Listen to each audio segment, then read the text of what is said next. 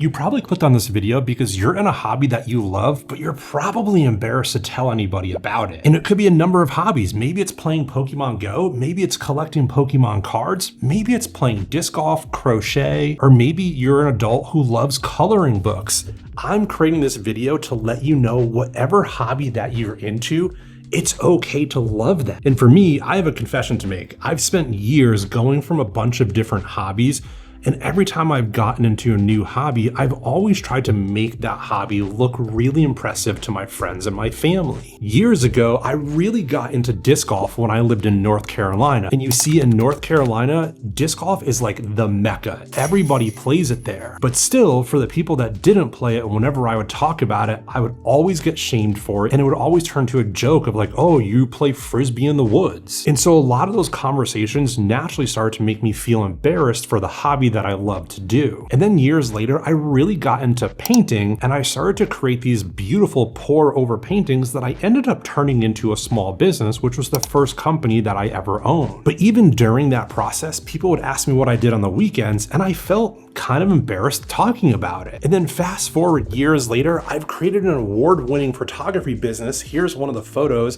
that I took that won an award.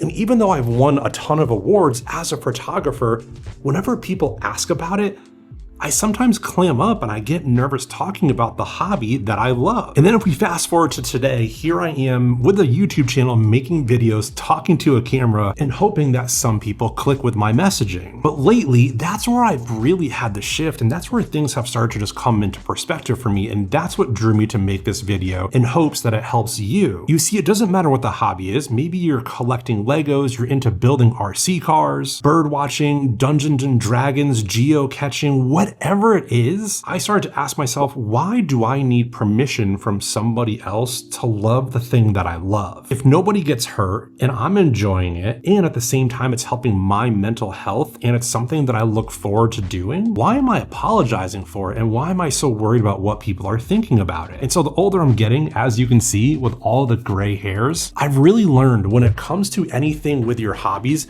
if there's something that you love doing, you've got to do everything that you possibly can to protect that hobby. Because at the end of the day, you are the only person that is responsible for your happiness, not anyone else's. So whatever the hobby that you're into that you think some people might judge you for or make fun of you for, know that you're not alone. A lot of people out there are into hobbies that they are really worried about judgment and what other people think about the hobby that they're doing. You know, we have so many different closet hobbies out there. There's so many games that people are playing online and on their phone, but when they go into their office Monday morning, they would never tell their coworkers that they play that hobby or they're into whatever the hobby that it is. So I know this is a really short video, but I just want to let you know, whatever hobby you're into, you're not alone, and it's okay to love that hobby if it brings you joy. I would love to know, what's that closet hobby that you're into, but you're kind of embarrassed to tell people about?